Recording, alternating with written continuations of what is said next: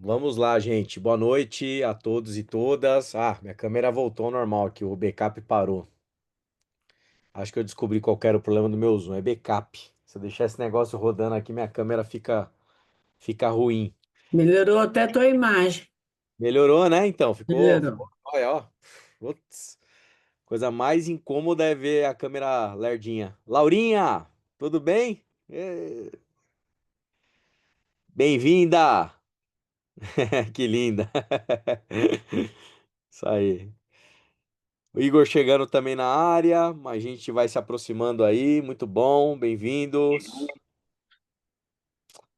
Gente querida, uma alegria estar aqui com vocês, né? A primeira vez que eu vou dar essa aula desse curso, Jesus, do texto para a vida. E eu estou muito, muito contente aí de poder encontrar cada um de vocês. Mais uma vez, em nome da IBQ, eu desejo as boas-vindas a todos e todas. Privilégio nosso ter você aqui, você que é da nossa comunidade de fé e você que é da nossa comunidade expandida ao redor aí do Brasil, chegando lá no Nordeste com o Gustavo, sei lá mais quem aí deve estar na área. Muito gostoso, muito bom ter todo mundo aqui para a gente poder caminhar. Bom, gente, como vocês sabem, a gente está estudando Jesus e a gente está fazendo um estudo histórico de Jesus a partir do texto clássico importantíssimo do José Antônio Pagola, que é esse aqui, ó. Um calhamação. Se você não tem, vale a pena adquirir, vale a pena você ter aí como fonte de consulta para os seus estudos. E qual que é o trabalho que provavelmente a título introdutório o Anderson trabalhou com vocês na semana passada, né? O trabalho aqui é a gente tentar desvelar elementos historiográficos, sociológicos do contexto em que Jesus viveu. Porque na medida em que a gente entende o mundo de Jesus de Nazaré, lá do primeiro século, da Palestina, da Galileia mais especificamente, e também Judéia, onde está Jerusalém, quanto mais a gente entende aquele universo, aquele mundo, mais claro fica para a gente quem foi Jesus, quem ele era, porque ele falou o que falou, porque ele ensinou o que ensinou, porque ele praticou o que praticou. Então, a exegese bíblica ela exige da gente um amparo historiográfico, um amparo social, um amparo de compreensão do mundo econômico, político, geopolítico, desse contexto, do contexto onde o texto nasceu. Tá certo, gente? Aí, quando a gente lê a Bíblia, a gente lê um texto que foi escrito 2000 anos atrás. Então, assim, é óbvio que vai ser muito difícil para a gente entender adequadamente o texto se a gente não entender o mundo daquele texto. O texto tem um mundo em que ele brota, em que ele nasce. E não é o nosso. Não é o nosso. Tem gente que acha que o texto ele vem assim do céu, né? Ele cai, né? Não é assim que funciona, né? E como diz o Ricardo Quadros Gouveia, na aula magna, lá do primeiro semestre, ele disse para a gente uma coisa importantíssima. Quem só lê a Bíblia não lê a Bíblia. Por quê? Porque se você só ler a Bíblia, você não vai compreender a própria Bíblia. Você precisa de história, você precisa de economia, você precisa de sociologia, você precisa de um monte de ferramenta para poder compreender o mundo de onde o texto nasceu, para você compreender o texto, certo? Então é nessa página que a gente está e é aqui que a gente vai avançar. E eu quero sugerir duas coisas para vocês. Primeira, fique à vontade para erguer a mãozinha no Zoom aí para fazer pergunta, para a gente dialogar, conversar ao longo da aula, da exposição dessa noite. E eu sugiro que vocês fiquem com a câmera aberta, quem puder, tá? Porque daí a gente consegue. Eu tô com a minha câmera aqui no mosaico, né? Do Zoom, então eu consigo enxergar o rostinho de vocês. Fica mais humanizado para mim e acho que vai ficar melhor para você, principalmente se você colocar no visualizar lá em cima do lado direito do Zoom, galeria. Galeria. Aí você consegue ver o rostinho de todo mundo e a gente vai conversando aqui. Certo?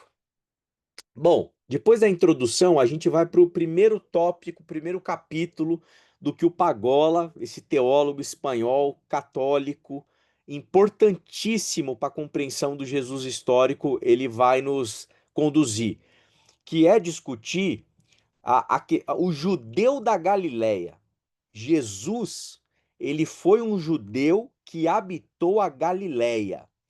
Então a gente vai tentar, a partir desse Jesus de Nazaré, uma cidade da Galileia, tentar entender quem ele foi. Que contexto é esse da Galileia em que ele nasceu e ele viveu? Quais são as características do tempo dele que foram atravessando a sua biografia, constituindo o seu universo, o seu mundo, seu modo de pensar, de articular suas ideias. Então, assim, o que que acontece, né? Quando a gente nasce em um determinado lugar, quer você queira, quer você não queira, esse mundo em que você nasce, ele te atravessa. Então, se você é aqui de Osasco, de Oz, do fantástico mundo de Oz, você é atravessado por cachorros quentes na rua, você é atravessado por pombas, você é atravessado pela ponte metálica, você é atravessado pela Cidade de Deus, onde é a sede do Bradesco. Você é atravessado por tudo isso. Isso tudo te influencia, te impacta. Porque quando você vai comer lá num PF, em algum lugar ali na Vila Yara, tem um monte de gente do banco que tá comendo lá com você. Isso te atravessa de alguma maneira, né? A escola que você estuda, os pais dos seus amigos, onde que eles trabalham, enfim, todo um contexto.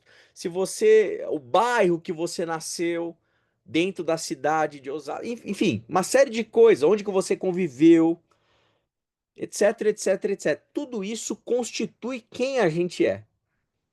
Os meus pais, por exemplo, eles nasceram em Ambuitá. Ambuitá você tem lá algumas estações ali, né? Itapevi, Amador Bueno e tem Ambuitá, que durante muito tempo ficou desativada, né? Era um lugar que diziam que decapitavam pessoas e jogavam ali na linha do trem um dado momento, né? Então, assim, Ambuitá, eles nasceram em Ambuitá. Era o lugar onde eles cresceram. Crescer em Ambuitá constitui quem você é. Quem você vai ser. Você pode até ir embora de Ambuitá um dia, mas Ambuitá jamais irá embora de você. E assim por diante. Estão me compreendendo? Então, assim, eu sei que a Má é de Minas, a gente tem o Gustavo do Nordeste. Cada região, cada lugar com as suas características, com o seu ambiente, com todas as suas particularidades, vão constituindo quem nós somos. Não há neutralidade, não há vácuo. A gente é afetado por tudo isso. Jesus de Nazaré, portanto, um galileu, ele foi atravessado por esse contexto, porque ele não viveu na Judéia, onde tinha lá Jerusalém. Ele não viveu na diáspora. O que que é a diáspora? Quando os judeus vão sendo o primeiro Israel, né? Ali conquistado pela Síria, depois o Reino do Sul pela Babilônia, você tem uma movimentação de judeus que vão se espalhando, né? Por regiões diversas, para além das fronteiras da Palestina. Jesus não era um desses. Jesus não estava fora. Jesus estava ali naquela região. Tá? Ele vivia onde? Ele vivia numa aldeia desconhecida. Nazaré é a periferia da periferia da periferia daquele mundo. Filho de um artesão. Ele não era filho de coletor de imposto. Ele não era filho de um escriba. Portanto, ele não era rico e nem instruído na lei com todo o status que ele teria se fosse um filho de um escriba, filho de um artesão, José. Isso era Jesus de Nazaré. Jesus de Nazaré. E que lugar é esse? Que Galiléia é essa? Como que funcionava aquele mundo, aquele país naquela época? Era um mundo que estava sob o Império Romano. Todo aquele mundo, ele estava sujeito ao Império Romano. E embora Jesus nunca tenha pisado provavelmente nas rotas, né, nas estradas imperiais, tendo concentrado ali o seu mundo, principalmente no seu ministério em que ele se desloca, dentro do contexto da Galileia, né? Então ele vai para Cafarnaum, ele dá dá uns rolês ali na Galileia. De vez em quando ele vai para Jerusalém, aí ele dá uma pernadinha assim, bem tímida ali em Samaria, um pouquinho, tal. É aquele mundo que ele vive. Ele não conheceu as rotas imperiais, mas ele sabe que os donos da terra dele estão em Roma. É Roma, que é o império daquela época. Né? Então é nesse universo, é nesse mundo, nessa Galiléia subjugada por Roma que Jesus habita.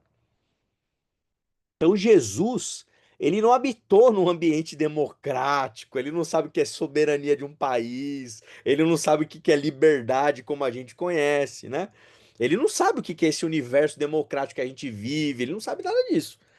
Ele sabe que a terra dele, Galiléia, ela está sob o governo romano, o Império Romano, tá certo? E como que Roma controla e gere um país, uma região que está sob o seu controle? Né? Duas formas importantes para a gente sublinhar aí e perceber. Primeiro, a simbologia imperial. Simbologia imperial. Então, a gente vai ver um pouco adiante que os Herodes, que são os capachos de Roma, digamos assim, né, os incumbidos ali de governar, né, essa região, primeiro Herodes o Grande, a gente vai ver adiante, esse pessoal todo está, assim, capacho de Roma, de César.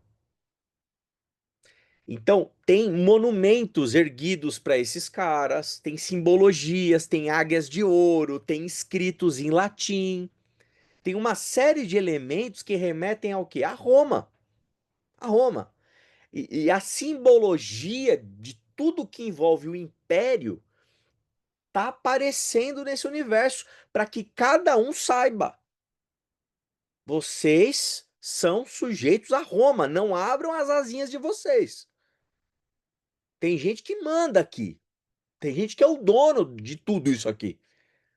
Então, o símbolo é importante, tá? Seja uma águia, seja um cavaleiro ali de uma das dos grupos ali de soldados de Roma, né? Chegando com algum símbolo, com algum elemento.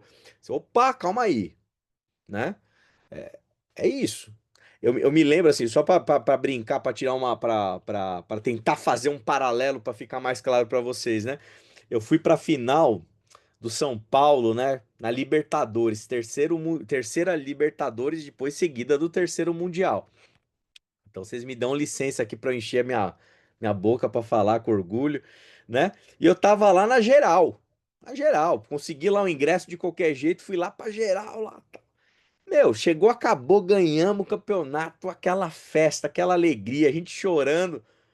Meu, aí começou a chegar os caras fardados, com cacetete na mão, polícia militar, com medo da gente pular e invadir o estádio. Então, assim, só de você ver a farda, de você ver a arma, de você ver aquele elemento simbólico. Opa, vou pular meus bancos para trás, os caras vão me bater, para não deixar. É o símbolo. Você não precisa, ele não precisa te pedir. Só de você ver os caras vindo, você já vai. Então tem uma carga simbólica. E ali também teve uma carga física que teve os cacetetes ali, os caras estavam, né, meio descontrolados. Então, assim, esse é um ponto. Segundo ponto, antes de passar para o Mikael: medo e terror. Medo e terror, que daí tem mais a ver com o cacetete do que com a farda.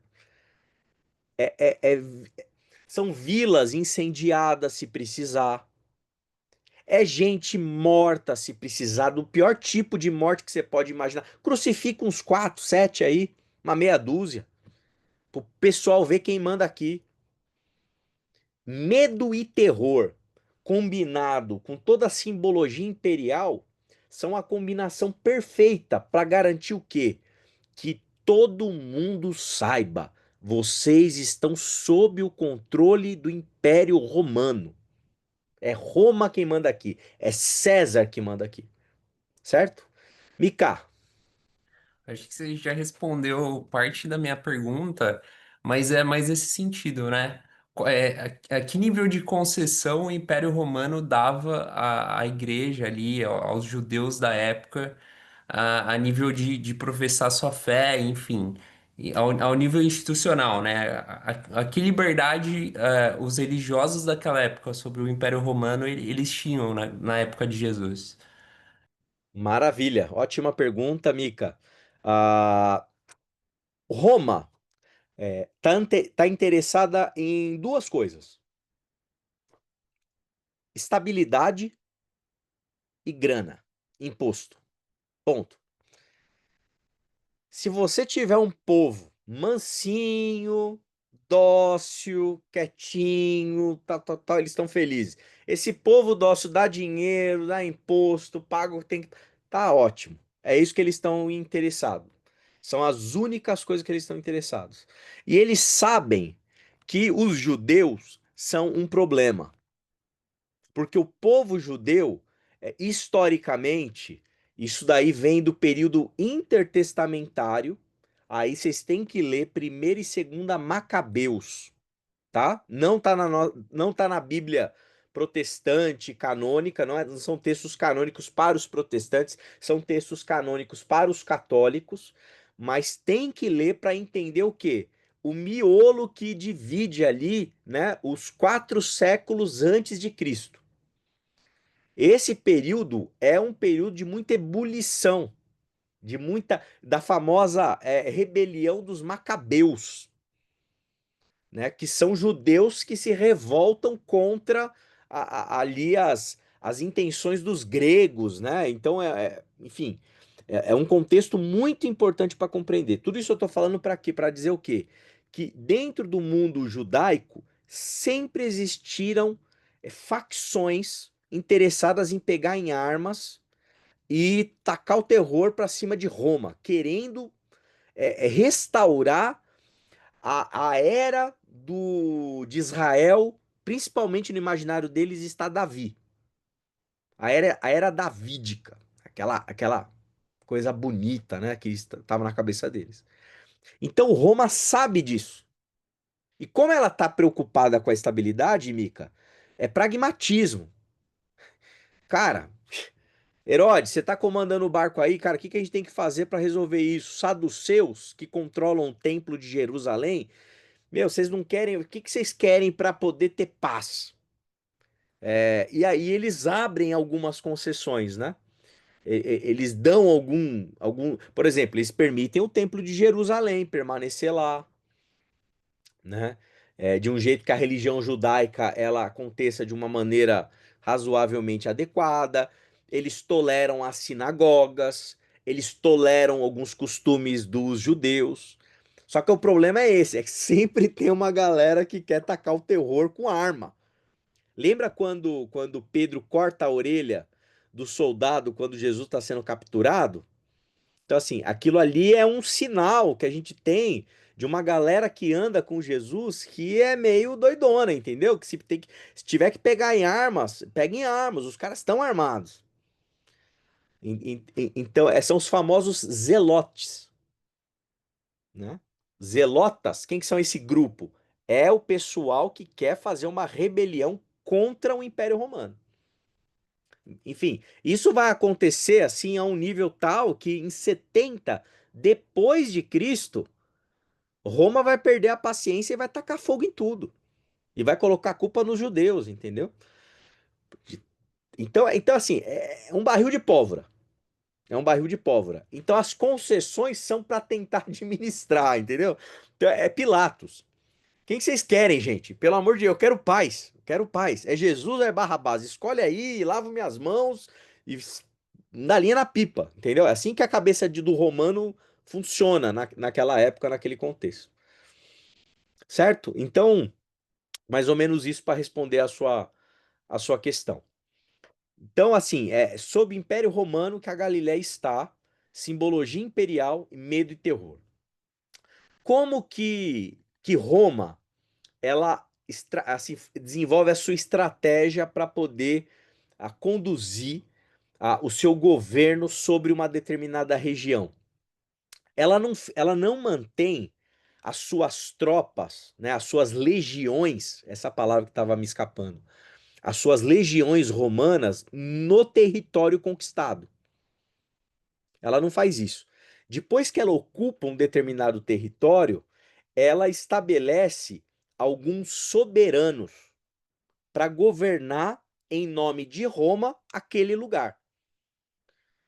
Quem que são esses soberanos? São vassalos de Roma, né? Ou clientes do imperador. Clientes do imperador. Então, seja lá o que for, essa pessoa que está encarregada de governar aquela região, ela responde para quem? Para o imperador. Ela responde para Roma. E é assim que Roma tenta gerir aquelas cidades e aqueles países, né? Aquelas regiões. Claro que isso tem um custo, né? Tem tributo, tem um monte de coisa envolvida aqui. Se Roma precisar, de alguma maneira, do exército que está naquela cidade que ela governou, meu amigo, você tem que providenciar o teu exército para defender os interesses de quem? De Roma. Então, é assim que funciona o controle, né? E isso é um problema enorme, porque Roma vai ficando tão grande, tão grande, tão grande, que ela fica difícil de ser administrada ali em toda a Europa, né? Enfim, isso aí tem toda uma, uma história posterior, alguns séculos posteriores, que inclusive justificam, segundo alguns estudiosos, a institucionalização da religião cristã como oficial do império. O Constantino, né? Eu não sou daqueles que acham que ele se converteu bonitinho, né? E gosta de Jesus e etc. Um cara bonzinho. Não tem nada de bonzinho, é estratégia de domínio. É oficializar uma religião para poder, através da fé, através da religião, normatizar aquele mundo, aquele universo e principalmente batizar bárbaros, vikings e essa galera, né, do nórdica aí da Europa, porque eles são problemáticos, eles querem ir para cima.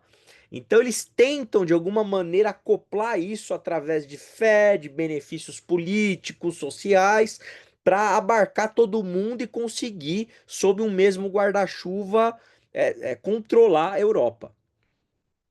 Bom, isso é mais para frente. Aqui nesse contexto, qual que é o ponto? O ponto é controle.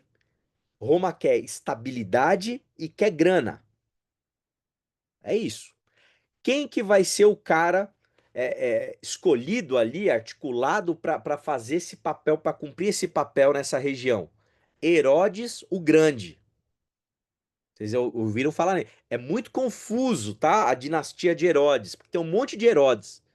O Herodes de quando Jesus tá maiorzinho, não é o Herodes o Grande que construiu o templo, é um dos filhos dele.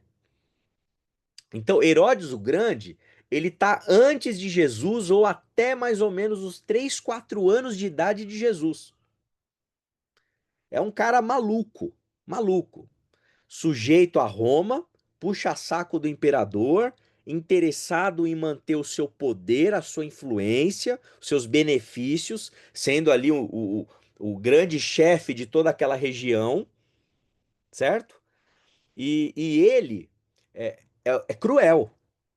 O cara é tão lunático, que ele afoga em uma das piscinas de Jericó o cunhado dele, com medo do cara estar tramando alguma coisa contra ele.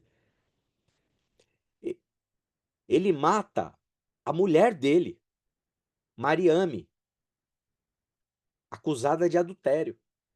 Ele mata, aproveita nessa leva aí, aproveita e mata a sogra também, a Alexandra. Alexandre o Grande estrangula dois filhos dele, Alexandre e Aristóbulo. São estrangulados por Herodes o Grande. Eu falei Alexandre o Grande, não é Alexandre o Grande, é o Herodes o Grande. estrangulados. Ele manda matar seu filho Herodes Antípatro, 5 dias antes dele morrer.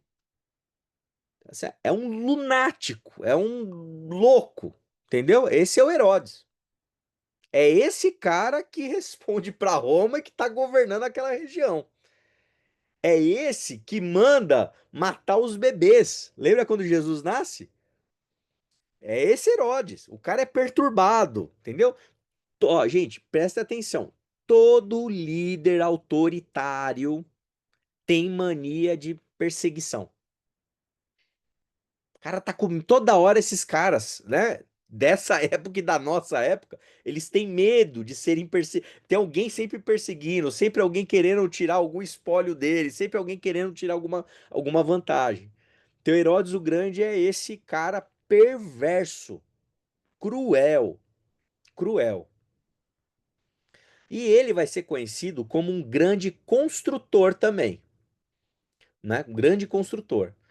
É ele o responsável por fazer o grande templo de Jerusalém.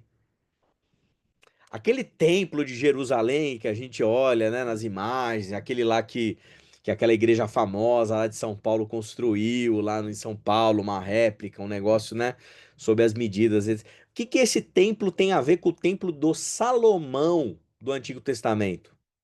Não tem nada a ver. Nada a ver, gente. O templo do Salomão, nas medidas oficiais lá do Salomão, ele era muito mais modesto. Aqui a gente está falando de um lunático, pervertido, autoritário, doente, que expande o templo do Salomão, que na verdade é o segundo templo que tinha sido destruído pela Babilônia. Ele expande isso por quê? Porque ele é megalomaníaco. Ele quer glória. E ele quer puxar ainda o saco do imperador. E aí, o que que o camarada faz? Ele mete, gente, a águia imperial, símbolo de poder de Roma, na porta de entrada do Templo de Jerusalém. Ou seja, não tem vergonha maior para um judeu ser obrigado para ir no templo, passar pela porta e ver a águia imperial. E aí, pasmem, os caras, obviamente, ali, né, os mestres fariseus, né, os mestres da lei, ficam alucinados com isso. Para eles é intolerável aquela águia. E dois mestres, Judas e Matias, eles começam, né, ficam revoltados e instigam 40 jovens dos seus pupilos ali a destruírem e arrancar aquela águia. E eles ficam conhecidos como os 42 mártires. Os 40 jovens e os dois mestres são queimados vivos. Tá certo? Então, assim, esse é o mundo daquela época, esse é o contexto daquela época, né? Quando o Alexandre o Grande ele executa o filho dele, o Herodes Antípatro, 5 dias depois ele morre, e após a morte dele, o que acontece? Um monte de revolta. Lembra que eu falei que era um barril de pólvora, Mikael? Tá todo mundo por aqui, ó. Ninguém aguenta esse cara, né? E os caras já têm um ímpeto bastante, né, a fim de destruir Roma e de reconquistar. Vocês estão lembrados que aquela coisa que todo mundo sempre repete que é fundamental. A expectativa dos discípulos de Jesus que Jesus viria a restaurar o quê? A glória de Israel.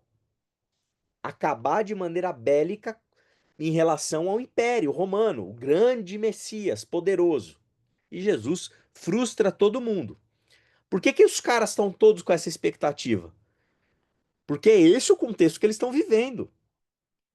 Eles estão sob o jugo de um império terrível, terrível, terrível. E aí, quando isso acontece, acontece um monte de situações complicadas, legiões romanas vêm para contornar a coisa, e aí, alguns filhos de Herodes o Grande, eles acabam, segundo a administração romana, eles dividem várias regiões daquela Palestina. Por isso que o Herodes Antipas, que fica controlando a área ali da Galileia, ele é um tetrarca. Por que tetrarca? Porque aquele mundo foi dividido em 4 governantes. E um deles é o Herodes Antipas. Só um segundinho aqui.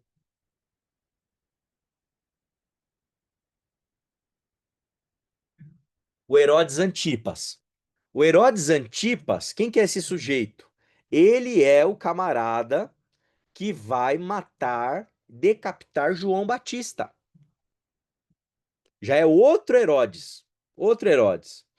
E é esse Herodes Antipas que é o personagem que aparece naquela trama toda, naquele vai e vem que leva Jesus à crucificação. Tem uma hora que ele vai para Herodes, lembra? Jesus é levado para Herodes, Herodes meio que o despreza e manda ele de volta para Pilatos.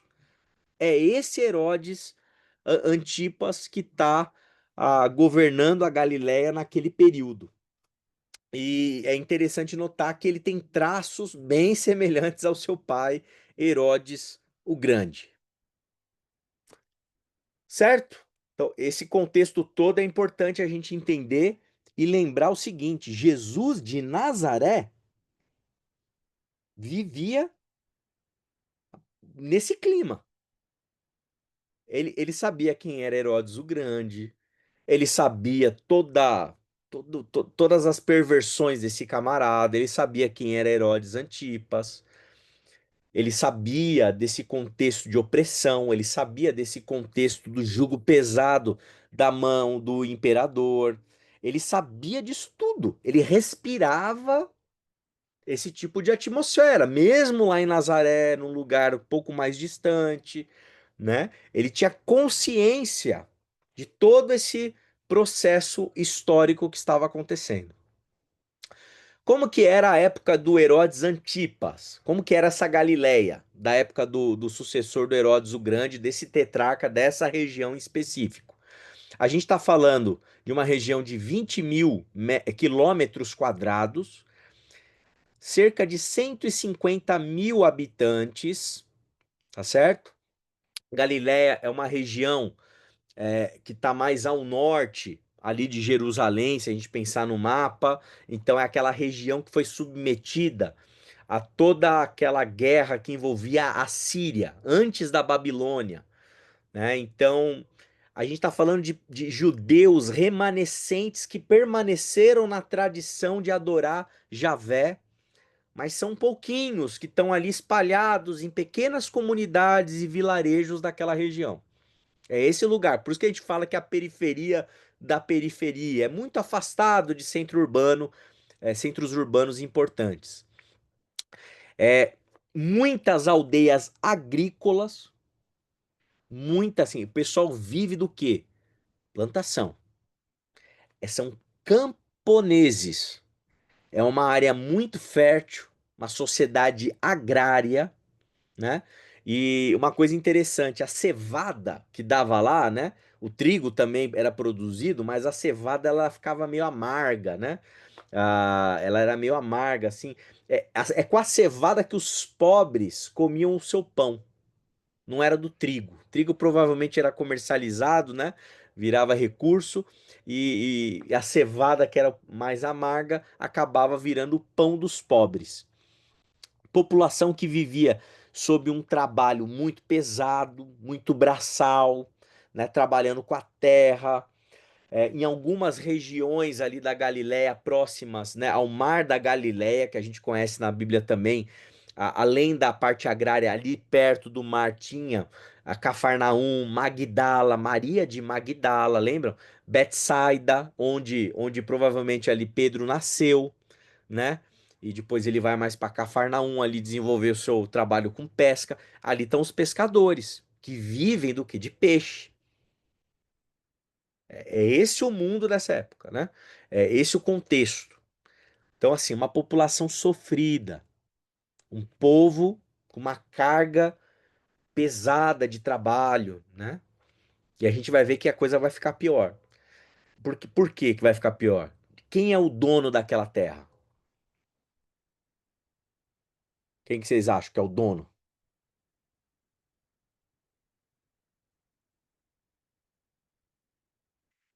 Um de cada vez, hein?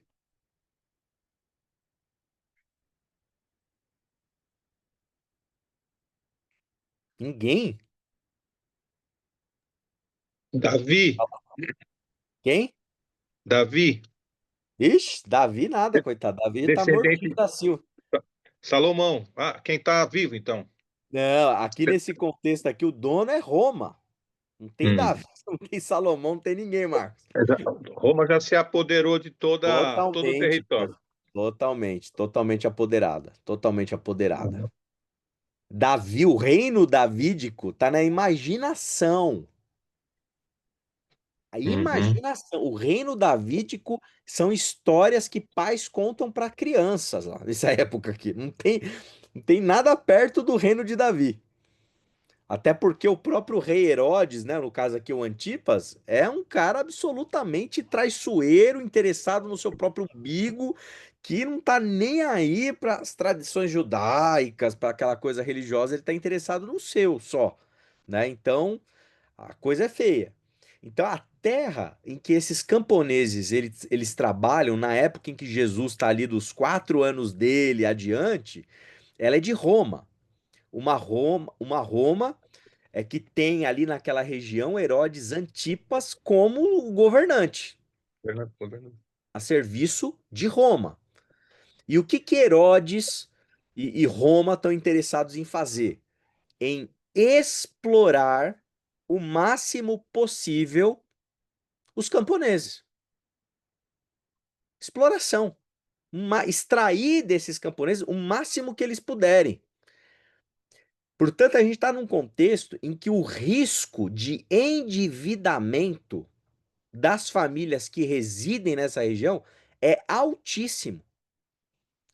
Para você se perder no seu dia a dia, plantando o seu triguinho, plantando a sua cevada, plantando sei lá o que ali, e diante de tudo aquilo que você está sendo explorado por Roma, por Herodes, a gente vai detalhar um pouquinho mais isso, a chance de você se endividar e se lascar é gigante. Tá? É pior que os juros da Selic hoje em dia, gente. Pior, 1000 vezes pior. Então, assim, é uma situação absolutamente terrível. E, obviamente, em razão disso, os conflitos entre quem trabalha na terra com os proprietários da terra, vocês acham que é baixo ou é alto? É enorme, é um monte de conflito, um monte de tensão. Porque é um mundo que não tem. A gente fala de classe média hoje em dia, certo? Estamos aqui, ó, todo mundo com notebook aí assistindo aula no Zoom, terça-feira à noite, né? Não existe Zoom, não existe notebook para todo mundo. Ou você tá lascado e é pobre, ou você pertence a uma elite.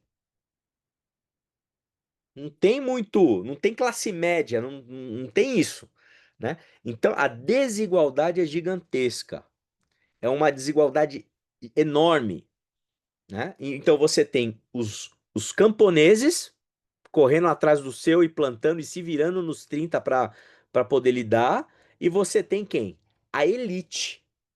A elite vive onde? No campo? Não, vive nas cidades, né? Os lugares mais urbanos ali da Galileia é onde reside as grandes elites importantes que governam, né, e influenciam tudo. Pergunta, mais uma pergunta. Quem vocês acham que paga a conta da elite? Seus benefícios, seus prazeres, seu dia a dia ali bonito, legal. Quem que é? Aí é o povo trabalhador mesmo, É o braçal, que povo paga os trabalhador. impostos. Isso aí, o povo trabalhador. São os camponeses. Eu conheço mais ou menos um país assim. Conhece, né? Pois é. É assim mesmo, né? Desde essa época que já tinha algumas semelhanças, né? O povo trabalhador vive para pagar os benefícios da elite, tá certo? E novamente, não é elite, classe média, esqueça isso, não tem isso aqui, tá? É elite, elite. Os, os bambambãs ali daquele mundo, né? Então todo mundo trabalha para pagar o benefício desses caras aqui. Como que isso funciona? Isso funciona da seguinte maneira: você tem, primeiro, toda uma cadeia de impostos, três elementos. Se quiser anotar aí, primeiro, Roma. Roma é dono de tudo, tem que pagar imposto para Roma. César precisa, né? Tomar um vinho, comer um pão. É César, né? Imposto Diga, amigo. federal. Imposto federal, exatamente, né? É, federal. É que aqui não é tão federal que não é só É, um não, país, nem é um existe, né? império. É imposto imperial. Imperial, boa. A gente já vai chegar no federal, tá? O federal tá abaixo do imperial. O imperial funciona assim: tributum soli, soli, né? Que é? O tributo do solo, das terras cultivadas. Tem que pagar o tributo da terra cultivada. Roma tá satisfeita com esse imposto? Não, tem mais imposto para Roma, tadinho do imperador. Os caras têm que fazer carbonara lá, né? Tem que comprar pecorino romano, né? Guanciale, tem que comprar as coisas. Então você tem o tributum capitis, né? Que é isso? Cada adulto de cada casa tem que pagar também. Então, é um tributo pela terra que é cultivada e um tributo por cabeça de cada família de adulto. Paga imposto ali, né?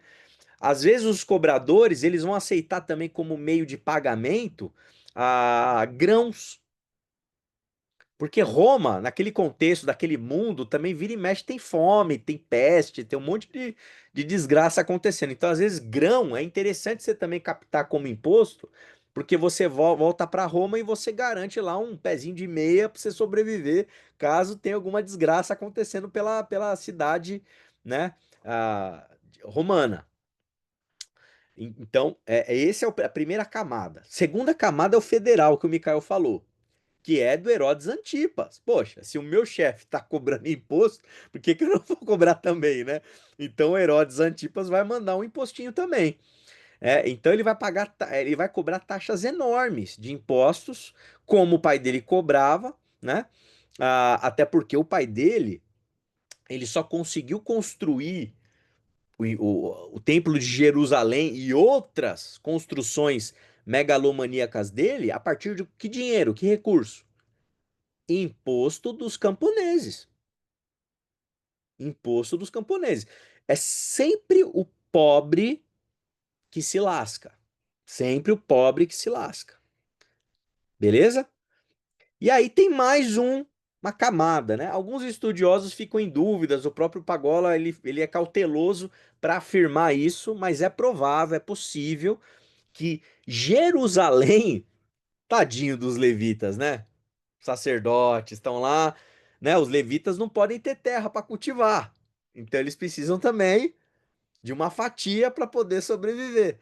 Então é provável que 20% da colheita anual da galera da Galileia é que os estudiosos ficam em dúvida porque a Galileia ela não fica mais sob o mesmo guarda-chuva que está a Judéia. Então há alguma discussão. Mas é provável que haja algum tipo de articulação para poder captar também recursos, né, de impostos, né, para serem enviados ao templo.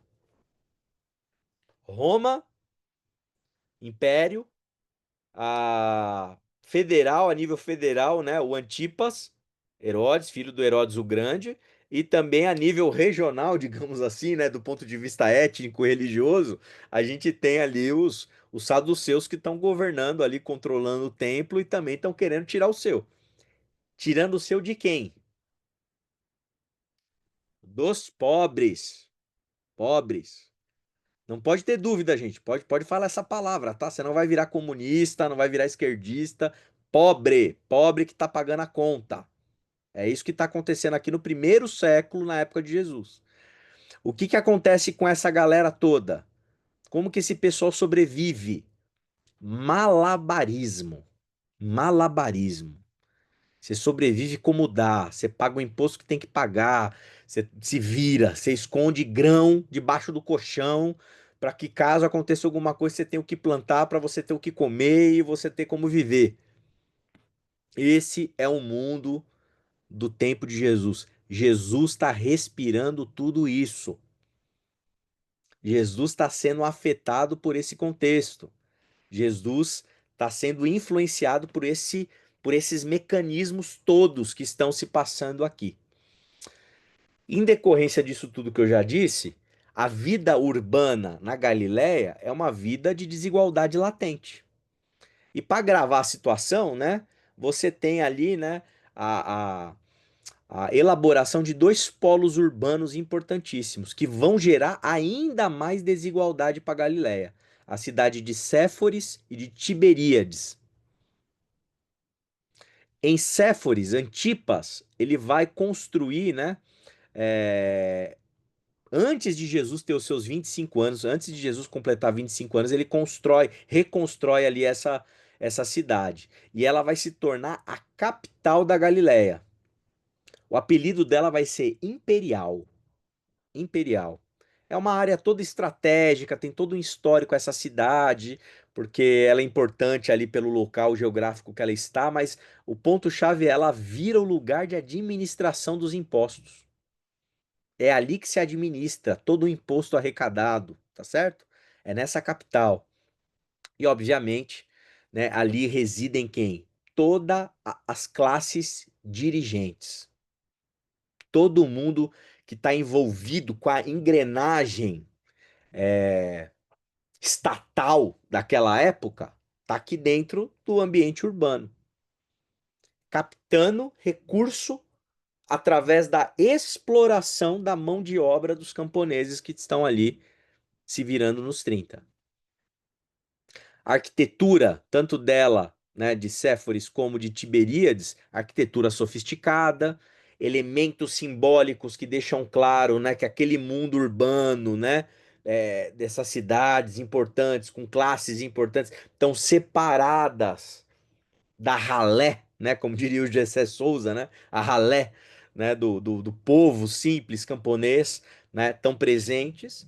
E Tiberíades, a gente vai ter ali o Palácio do Antipas e também vários edifícios sendo construídos ali com finalidade administrativa. Paulo. É só duas dúvidas. Na verdade, a primeira seria o que que acontecia, por exemplo, com os camponeses que não conseguia pagar essa carga de impostos aqui? Eram presos? O que acontecia com eles? E a outra os publicanos que eram os responsáveis por toda essa arrecadação, por garantir que fosse recolhido todos esses impostos, é isso? Bom, o que acontecia com esses camponeses, né? Retaliação romana. Podia ser prisão, podia ser a morte, né? Assim, se você não conseguisse pagar, não tinha muita misericórdia nesse universo aqui, nesse mundo, né? Enfim, você não tinha um advogado ali pago pelo Estado para te defender. Você não tinha muito direito a muita coisa, não. Império, né? Império. Então, opressão. Opressão. Então, ambiente bastante hostil, violência. É isso, né? E os caras iam dar um jeito de tirarem toda a vantagem de você que eles pudessem tirar até o ponto que se não puder tirar nada, não vale nada para esse contexto, né? Publicanos estão dentro desse universo aqui. O publicano, o que que ele é? Ele é um judeu contratado por Roma para coletar o imposto para Roma. Estão entendendo? Se você e eu tivéssemos lá e fôssemos o judeu camponês, eu queria ver, acho que o diabo na minha frente, mas não queria ver um publicano. Por quê? Porque o publicano, ele é o traíra. Ele está contratado, ele está recebendo, ele está tendo benesses, ele está tendo privilégios, ele está morando melhor, ele está tendo estabilidade. À custa do quê? Do imposto tirado do povo dele. Estão entendendo o contexto? E o publicano, dentro dessa lógica toda perversa, se Roma tira o dela, Herodes tira o dele, o sacerdote, o levita, tira o dele no templo de Jerusalém. Pô, se você é o publicano, deixa eu tirar um também para mim. Entendeu? Não à toa eles conseguiam nessa, porque eles têm a força do quê? Dos soldados. Eles têm a força de Roma. A violência tá a favor do publicano. Então você consegue extorquir, você consegue expropriar e sugar também um extra, né?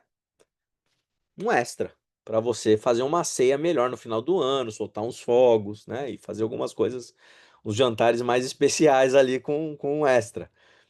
Então os publicanos estão nesse contexto aqui, Paulo. Mica, Eu acho que minha leitura, assim, dado que até o Império passava uma parte do tributo até para os sacerdotes, enfim, eu já tinha, o Império Romano, ele tinha como estratégia um controle ali da igreja, né, para passar esse ainda tributo, não era igreja, tá? Só para. esse para os sacerdotes ali, e ele já tinha uma relação assim, né? E esses próprios sacerdotes, assim, dada essa relação que, pô, eu recebo dinheiro, né, do império, eu já tinha uma relação meio que corrompida ali, né? Que, assim, eu tenho a minha fé, enfim, né? Só que eu recebo dinheiro do império, né? E eu tenho uma relação meio estranha com isso. Então, qualquer coisa que sair fora disso daqui vai, né? Vai gerar estranheza para ambos os Vai lados. prejudicar os negócios. Isso, exatamente. Virou negócio. Exatamente. Total. Esse é o ponto. Isso aí. Tá certíssima a sua leitura, virou negócio. É por isso que Jesus vira as mesas dos cambistas no templo. É por isso que João Batista é decapitado, né? É por isso que João Batista chama o pessoal de raça de víboras. Por isso que João Batista vai pregar no deserto. Por que que existe uma movimentação para o deserto? Por que que Jesus faz o ministério dele às margens? Porque há a clareza de Jesus e do seu primo João Batista de que o centro da religião judaica, que está em Jerusalém, no templo, o templo é fundamental nesse processo, está corrompido. E nem os fariseus, não sei se vocês sabem, mas quem vai perpetuar o judaísmo depois de tudo isso aí, principalmente da destruição do templo no ano 70, não são os saduceus, que cuidavam, que eram, Anás e Caifás eram saduceus, sumos sacerdotes do templo. Essa classe de saduceus aí, ela cai por terra. Ela cai por terra, tá? Ela deixa de existir. Por quê? Porque não tem mais como sobreviver dos negócios com Roma.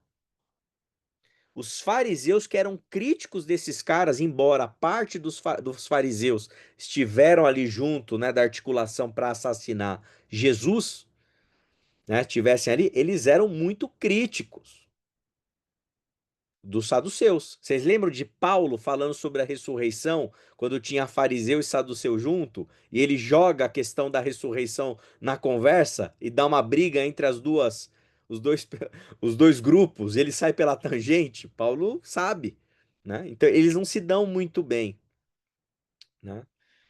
E Herodes tem o DNA de quem? Herodes, o grande, e posteriormente o Antipas. Vocês acham que ele está mais passado o seu ou para fariseu?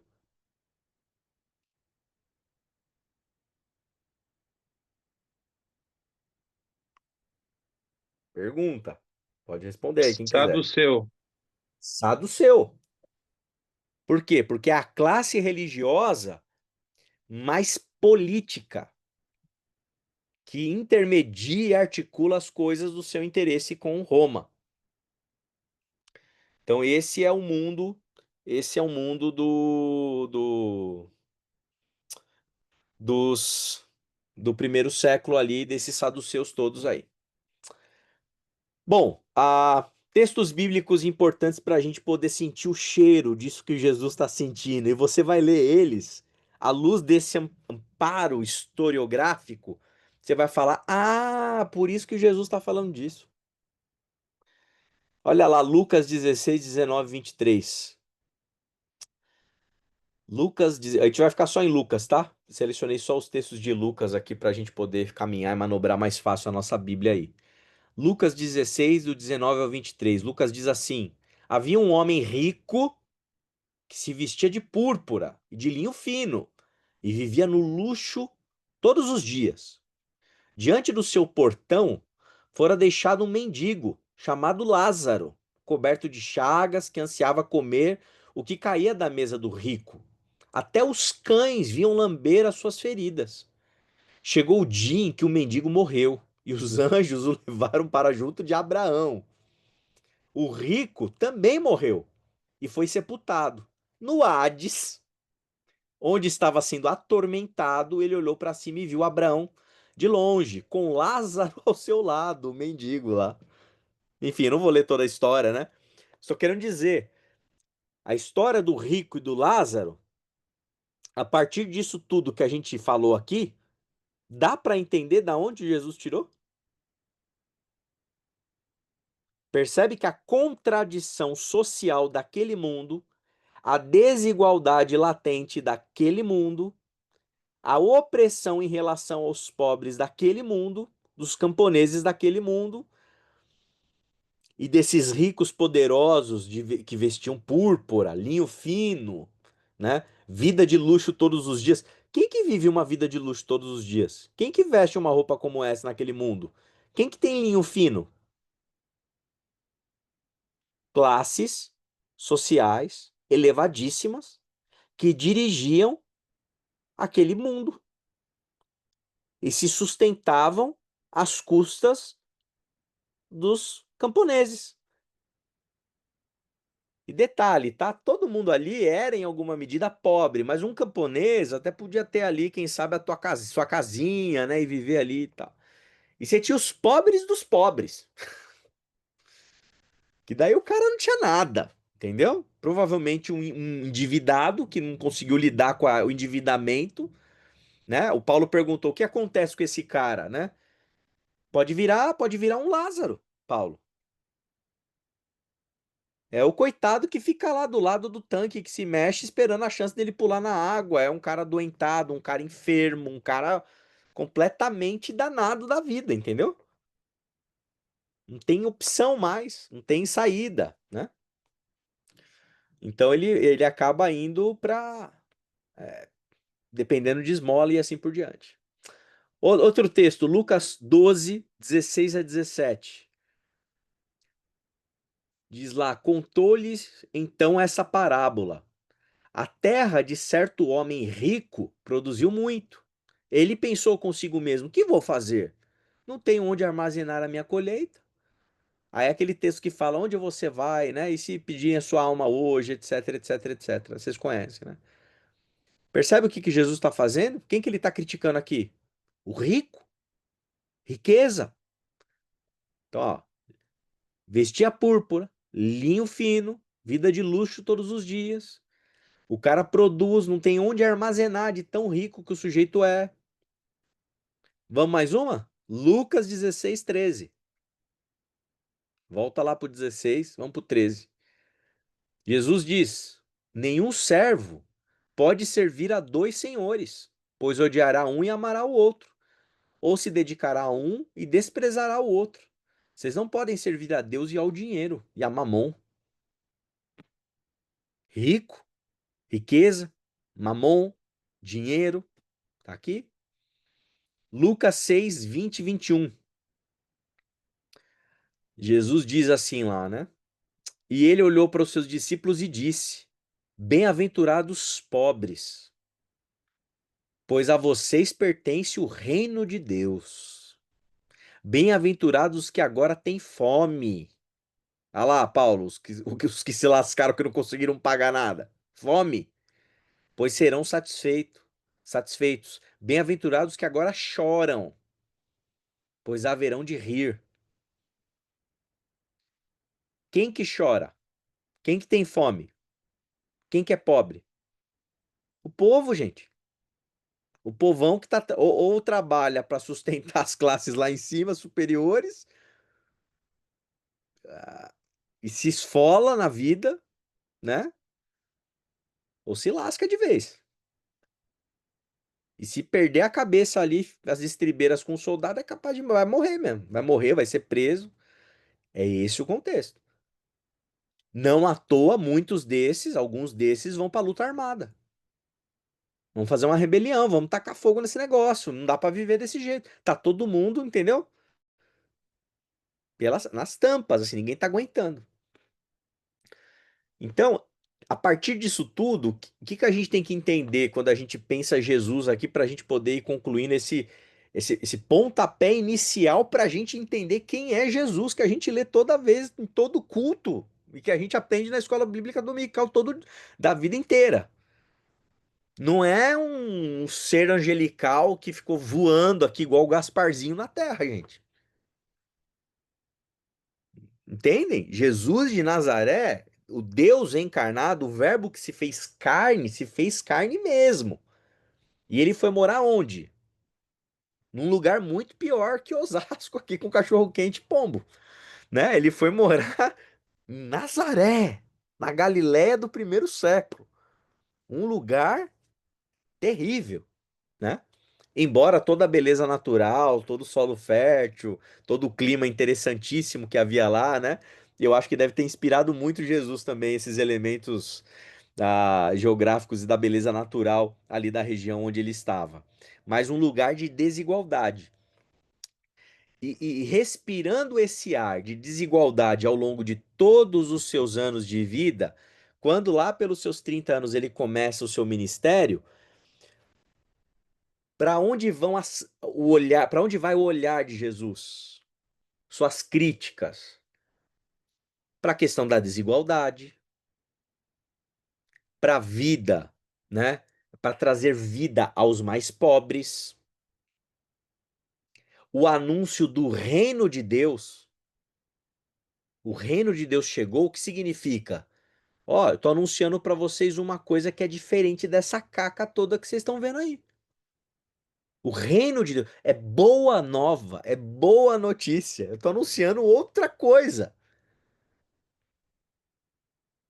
É para vocês, pobres. Bem-aventurados os pobres. Bem-aventurado. Porque a vocês pertence o reino de Deus. À luz desse contexto todo, sabe quando a gente tenta fazer aquele esforço, né, de traduzir o texto e entender o texto? Não, é pobre no espírito, na verdade é os humildes de coração, etc e tal. Não tem nada a ver, gente, é pobre, pobre mesmo, é camponês lascado. É para esse que Jesus está falando, é para esse que Jesus está se dirigindo, é isso que Jesus está tentando fazer, é trazer esperança para quem está completamente sem esperança. Para quem não sabe se vai viver até a próxima safra. Para quem não sabe se vai ter dinheiro para pagar imposto. Para quem não sabe se vai apanhar do soldado da próxima vez que o cobrador chegar. Né? E se te der um tapa na cara? Lembra Jesus? Aí Jesus vai vir com uma filosofia de vida, né? Absolutamente subversiva. Porque diferente dos zelotas que iam com armas, Jesus vai com a prática do amor. E lembrem-se, ir com a prática do amor, com pacifismo, a gente poderia fazer um anacronismo aqui, né, digamos assim, mas eu acho que cabe, né? Isso não é menos comprometedor, pode ser até mais irritante para o opressor. Para aquele que está oprimindo, se você vem com força bélica, ele vai para cima com o exército dele e coíbe. Agora, se você vai dar outra face, o que que aconteceu com Jesus nessa? Ganhou moral. Ganhou moral, mas ele perdeu a vida, foi crucificado, né, Marcos? Crucificado Ele foi contra tudo, né? contra tudo, exatamente. A potência do anúncio do evangelho em Jesus, da sua mensagem, o nível de subversão daquilo. Por que o nível de subversão daquilo? Porque você acha que esses pobres todos, que além de tudo, estavam desprezados pelo templo também de Jerusalém, que era elitista. Então você soma aí samaritano, que a samaritana foi pregar o evangelho para uma galera lá, né? Você soma aí um monte de gente que tá aderindo, comendo com Jesus, né? as prostitutas, os pecadores, os bandidos, os caras que roubaram alguma galinha para poder comer porque estavam, né? Como o Paulo falou, o que que acontece quando você não consegue pagar? Meu amigo, você precisa comprar dar uma comida pro teu filho. O que que você faz? Você não tem alternativa, entendeu? Ah, vou ser preso se eu roubar uma comida ali pro meu filho? Ai, que me prenda, mas eu vou tentar. Você tá desesperado, não tem alternativa nenhuma, não tem LinkedIn, gente. Tá? Não dá pra fazer nada, não tem Uber. Não tem nada, nada, nada, nada. Assim, é escassez total. Não à toa a teologia latino-americana vai falar sobre opção preferencial pelos pobres. De onde que esses teólogos tiram isso? Da Bíblia. Da Bíblia, né? Porque da Bíblia e de toda essa análise que a gente está fazendo aqui. Porque o empobrecido dentro desse mundo, ele é alvo da misericórdia divina, né? Jesus olha para esses marginalizados, né? Então isso tudo é importante de ser percebido.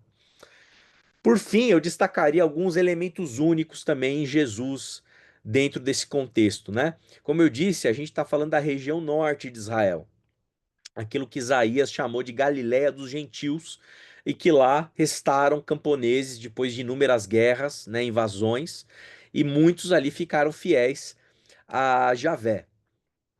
Mas, por conta da colonização que existia desses governantes asmoneus, né, que estão conectados com a família sacerdotal judaica, ou seja, os saduceus, havia influência da religião judaica nesses camponeses, e eles permaneceram ali, portanto, é, aderentes em algum nível, em algum grau, à religião judaica, mas com certa flexibilidade. Talvez seja por isso, assim, que Jesus, ele não era um judeu, digamos assim, alinhadíssimo com aquilo que estava acontecendo no templo, porque ele estava em outra região, estavam acontecendo outros processos, né? Ele estava vivendo em um outro ambiente, né? Sociocultural, né? Então, é, é, é, então há algumas características religiosas, teológicas, digamos assim, que interferiram, impactaram na maneira de Jesus pensar a sua própria fé. Eles não seguiam, por exemplo, necessariamente à risca uma série de elementos de purificação, como acontecia com esses judeus mais da Judéia, de Jerusalém e assim por diante. Então, acho que todos esses elementos ajudaram Jesus, né, tanto religiosos como do contexto sociopolítico que a gente analisou aqui, acho que ajudaram a Jesus a ter lente para analisar criticamente a religião do templo e conseguir cumprir a sua missão no mundo, que era anunciar as boas novas com a percepção que a gente tem acesso a partir dos evangelhos, né? Inclusive Jesus não falava hebraico, né? Embora ele provavelmente entendesse o hebraico o suficiente para ler as escrituras, mas a língua que ele falava era o aramaico, né? Então, isso também é uma coisa interessante, muito particular de Jesus por conta do contexto em que ele cresceu e viveu. Bom, gente, eu encerro aqui esse primeiro capítulo. Acho que dá para a gente ter um pano de fundo assim bem interessante, né, para a gente poder pensar quem Jesus de Nazaré é.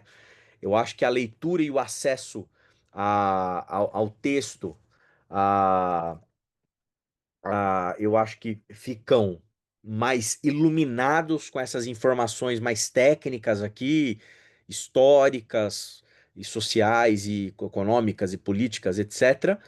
E, e vai ser uma alegria ir para o capítulo 2 com vocês e a gente continuar entendendo esse Jesus, né? Do texto para a vida. Por que do texto para a vida? Porque no texto, na hora que você lê Jesus, você não consegue, a gente não consegue claramente entender de que Jesus a gente está falando. Com o Pagola aqui nos ajudando, a gente consegue colocar Jesus na vida, né? Jesus não está num vácuo, né? Ele está num contexto. E isso é determinante para a gente entender o que fez parar, inclusive na crucificação, né? A contundência do seu ensino era tamanha e disruptiva que ofendia Roma, ofendia Herodes, ofendia o templo, ofendia todos esses cobradores de impostos. Então, e aí o cara decide chamar os pescadores para fazerem parte dos discípulos dele, decide chamar publicano para fazer parte dos discípulos dele, ele decide caminhar com prostituta fazendo parte dos discípulos dele, e o cara vira o mundo de cabeça para baixo. Esse é o nosso mestre, esse é Jesus de Nazaré, né? Isso é lindo, né? Da gente pensar, da gente refletir e da gente conseguir aqui tentar fazer um exercício imaginativo de viajar para esse tempo, para esse mundo, para ver a contundência daquilo que Jesus estava fazendo, né? Exercendo misericórdia com os piores dos piores, inclusive com os romanos, né? Quantas vezes não passa ali um centurião que Jesus lida com eles de um jeito especial, né? É interessantíssimo isso, né?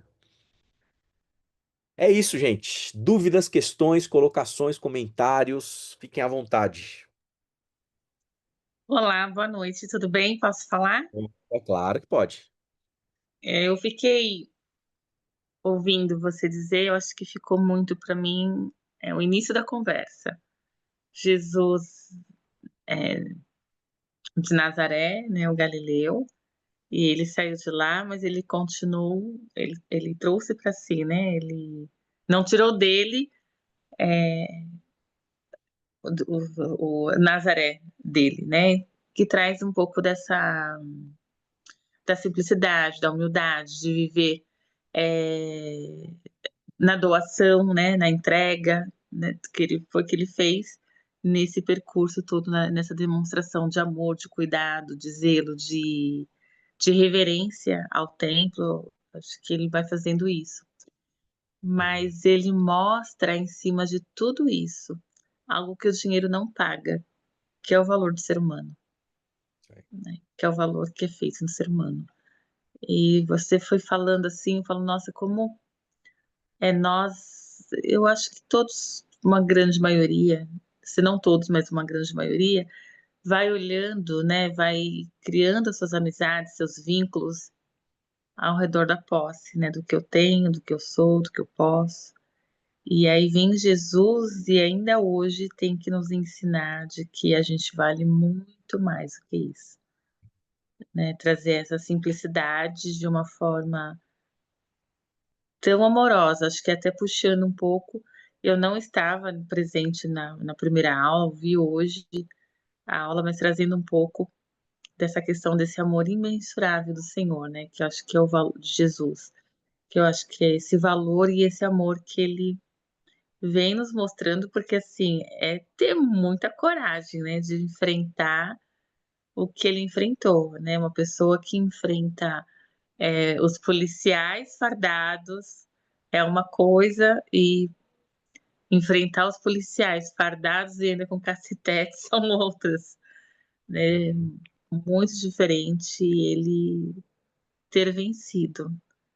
Espero eu, né, chegar aí nessa, de alguma forma, poder representar ele. É isso, minha. Belíssima reflexão, Raquel. Puxa vida, é isso aí. Jesus nunca tirou Nazaré dele. Olha que coisa bonita, né? É isso aí. É isso aí. Lindo, lindo, lindo, né? A simplicidade, né? O despojamento, é, de alguma maneira o orgulho, né? De vir daquele povo, né? De defender a causa do povo simples, né? De ficar do lado dos perdidos, né? Ficar do lado dos perdidos é isso, é ficar do lado do sem esperança, em várias camadas de desesperança, né, existencial e social também, né? Então, maravilhosa a sua reflexão, Raquel.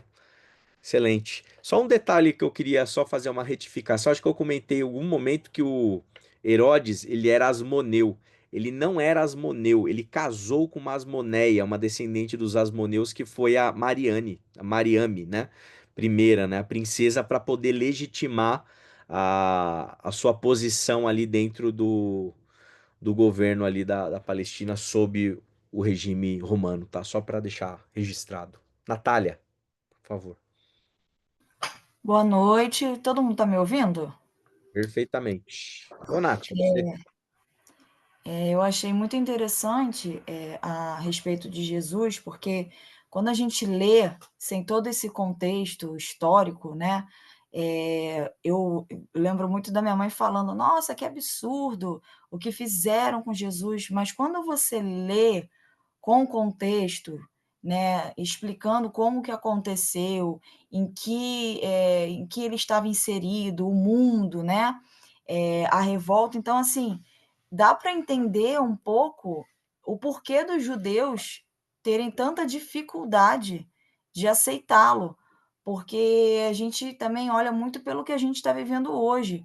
Às vezes a gente quer alguém ali para batalhar e a gente se indigna, a gente se chateia, né? Então imagina naquela época, né, onde as pessoas literalmente eram miseráveis. Hoje a gente tem, querendo ou não, várias classes, né, que estão aí na sociedade.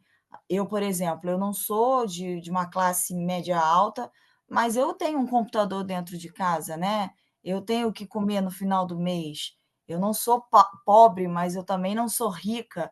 Então, a gente ainda nessa sociedade que vive hoje, a gente tem assim, não é um equilíbrio, mas a gente tem várias camadas de classes, né? Mas naquela época não, ou era rico ou era pobre. Então, assim, quando Jesus entra naquela situação, naquela sociedade, dá para entender um pouquinho, né? Vendo, né, através dessas reflexões e desses ensinamentos, na verdade, eu me compadeço e compreendo um pouco melhor os judeus em relação a isso. É compreensível agora para mim entender a dificuldade deles de aceitar, porque eles precisavam, na verdade, de quem os tirasse, né, daquela situação precária, daquela situação desesperadora, né? Eu me vejo hoje, eu sou mãe, e eu vejo algumas coisas acontecendo. Imagina o desespero daquela sociedade, o desespero daqueles judeus, a angústia, e a gente quer um salvador. Às vezes a gente coloca até esses salvadores como pessoas que a gente vai e vota e quer que aquelas pessoas votem em coisas que a gente que serão benéficas para nós. Imagina naquele contexto, naquela situação. Então, para mim, pelo menos nessa aula de hoje, particularmente, é mais fácil para mim e eu me sinto mais empática em entender a dificuldade do judeu em aceitar a Jesus, independente daquilo tudo que estava acontecendo, né? Mas muitos judeus ali não viam exatamente como estava acontecendo, sabia dos milagres e tudo mais, mas continuavam vivendo miseravelmente. Então, você falar para uma pessoa miserável, que está passando necessidade, que tem que pagar imposto, de que você, se tomar um tapa, tem que lhe dar outra face, é muito fácil para a gente, atualmente, falar, tem que dar outra face. Não, não é fácil, porque quando é conosco, é difícil a gente dar a outra face, é difícil a gente aceitar ali a injúria, aceitar alguém falando mal de você, quando você é injuriado dentro do seu local de trabalho.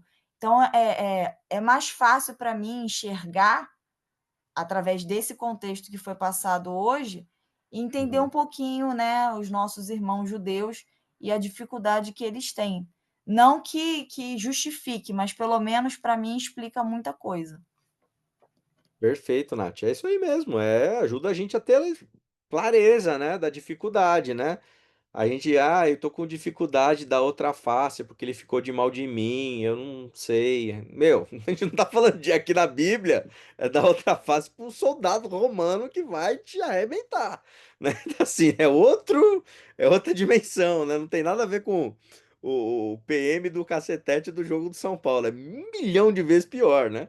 É assim, não tem nem como comparar.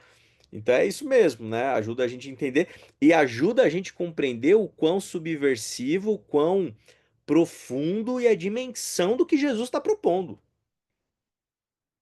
Não é uma coisa que é para garantir a, o vencer contra o Império Romano. É vencer em relação à vida, independente do contexto social que a gente viva. Então, os ensinos de Jesus, eles têm uma potência tal que eles não estão restritos a uma rebelião judia da época do Império Romano. É um tipo de ensinamento que perpassa séculos. É uma coisa potente. Agora é isso. A dificuldade de você estar lá naquele mundo, naquele tempo e conseguir entender com clareza o que Jesus está falando e conseguir assimilar é difícil. Tanto é que os próprios apóstolos, né? Depois da ressurreição no livro de Atos, falam assim: quando restaurarás o reino de Israel, Senhor? Tá todo mundo aguardando o negócio acontecer. Que negócio? A encrenca toda que eles estão metidos lá, né? Muito imposto, gente. É imposto, é violência, etc, etc, etc. Perfeita a colocação, Natália. Quem mais? Reações, comentários?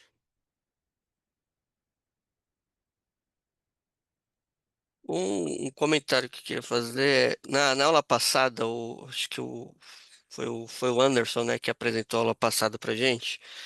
Ele começou a falar um pouco da metodologia do Pagola, que ele estava querendo fazer como se fosse ele estava fazendo uma discussão entre o que é o Jesus histórico e o Cristo da fé e tentar juntar os dois, na verdade, né? Mostrar que é a relação que tem entre os dois, e na época a gente estava comentando, sobretudo, o que a gente está muito habituado a aprender, pelo menos na maioria das igrejas, seria mais o Cristo da fé do que o Jesus histórico. Então, quando a gente olha esses textos, inclusive, que o pastor acabou de ler aqui, a gente olha, a explicação, pelo menos a exortação desses textos, normalmente é sempre baseado no aspecto espiritual, da fé e tudo mais, não desce o chão do que a gente sente, dos problemas e tal. E quando a gente tem aula como essa aqui, de mostrar o contexto, de como é que eles viviam, a situação de opressão e tal, de como e aí a gente percebe a potência da mensagem de Jesus, né? Como o pastor colocou, acho que é, faz assim com a nossa mente, assim, né? Porque no curso mesmo o curso básico de teologia foi bastante essa discussão, né? De como que a gente traz para a nossa vivência, para o nosso cotidiano, né? Se a gente não consegue ver Cristo no momento que a gente está reunido com a nossa família, está partilhando um prato de comida, a gente não entendeu nada do Evangelho, né? Então, eu acho que é interessante esse processo de trazer mesmo o pé no chão e pensar a partir da história, da vivência de Nazaré não ter saído de Cristo, né? De Jesus, no caso. É muito interessante. Excelente, né? Excelente colocação também. Questões muito, muito pertinentes de todos vocês, inclusive. A questão é a seguinte: os primeiros escritos neotestamentários são escritos paulinos. Os evangelhos vão ser escritos posterior às cartas de Paulo. Então, as primeiras comunidades de fé cristã, elas vão estar muito influenciadas pelos aspectos de Paulo, do que Paulo vai discutir. E Paulo não conviveu com Jesus de Nazaré. Paulo conheceu na estrada de Damasco o Cristo ressuscitado. Então ele vai dar conta de elaborar nas suas reflexões, nas suas pastorais, nas suas cartas, elementos relacionados ao Cristo ressurreto, que tem a ver com o Cristo da fé, Paulo. Conforme, isso eu estou falando década de 50, 60, mais ou menos ali, né? Conforme as décadas passam, as comunidades cristãs, elas vão tendo necessidade de entender o que aconteceu antes da ressurreição. E aí o primeiro evangelho que nasce é o evangelho de Marcos. Na verdade tem uma fonte Q no meio do caminho que eu não vou entrar no mérito, mas é o evangelho de Marcos, que é o mais novinho, né? Perante os outros.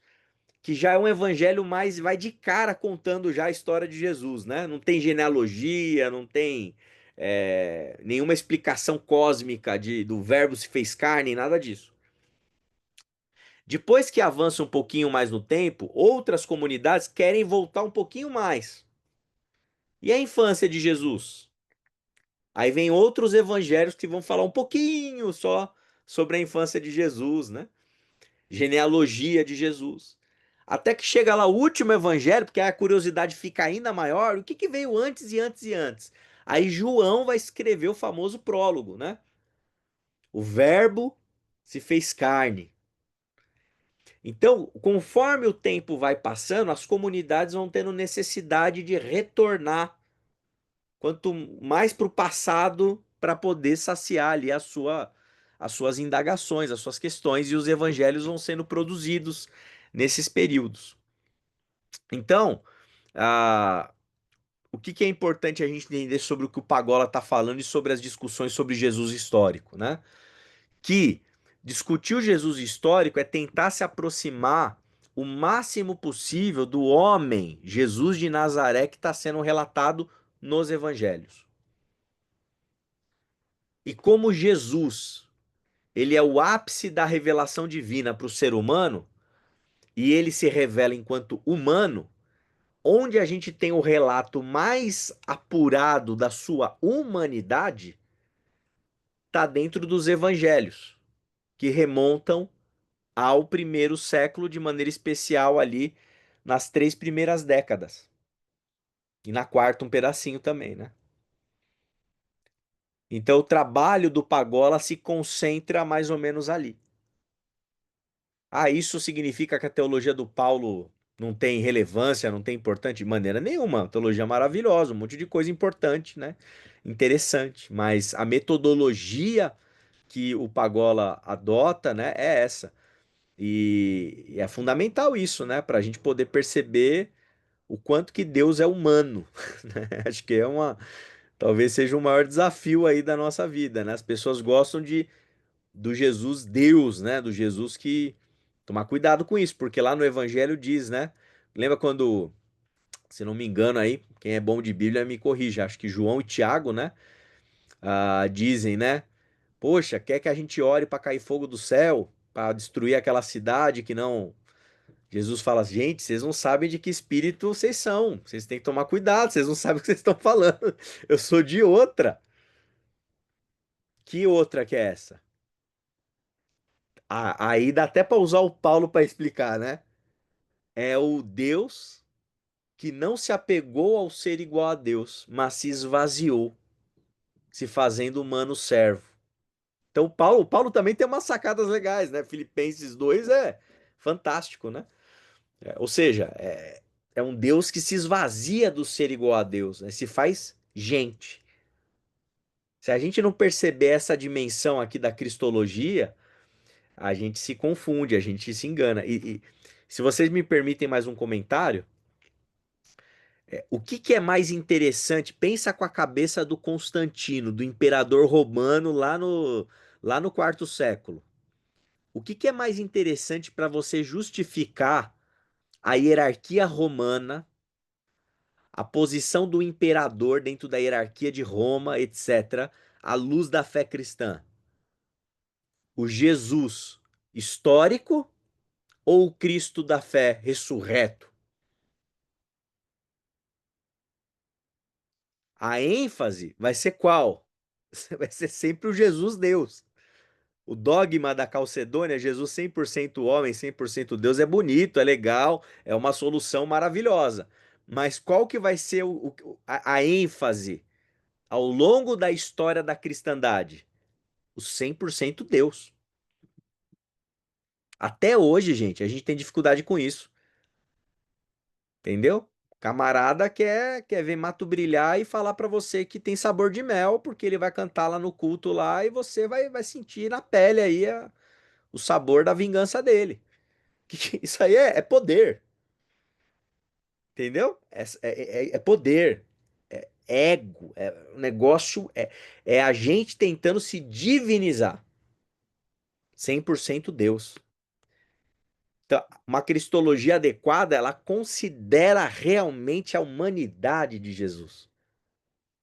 Porque ali não é se você é poderoso ou não é poderoso, é se você ama. Não é se você fala alto e tem a última palavra, é se você é manso. Não é se você quer que é fazer valer o teu poder bélico contra o império. É quem dá a outra face. Aí não pega bem pro imperador, né? Fica difícil pro imperador ser imperador dando a outra face, né? Imperador que é imperador tem que crucificar alguns ali para mostrar quem manda, né? Então é por aí que a coisa complica. Certo, amigos e amigas, irmãos e irmãs,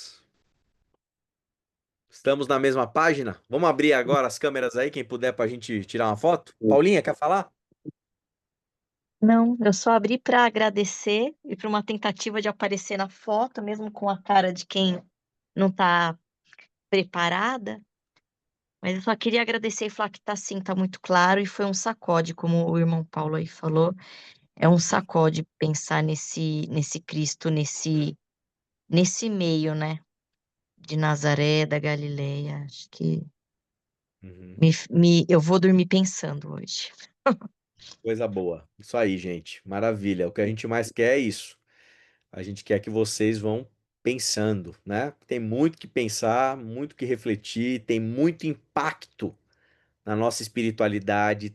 Sim, dependendo de onde a gente tá, é um impacto avassalador, assim, avassalador.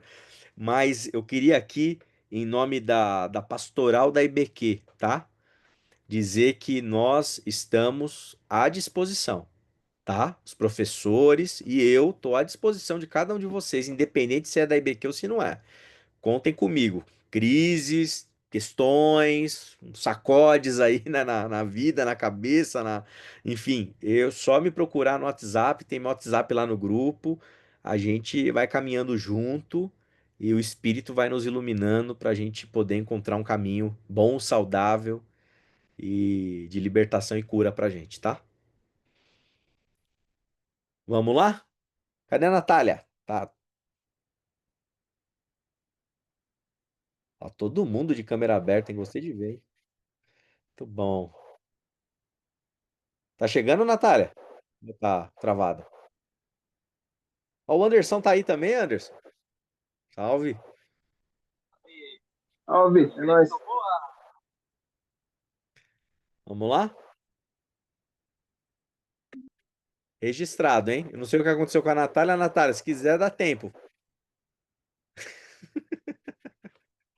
Ai, Zoom.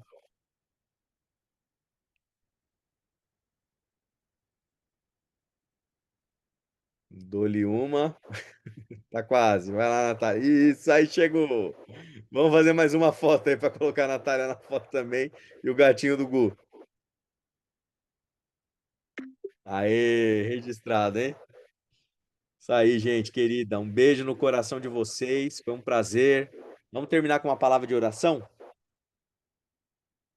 Pai amado, obrigado.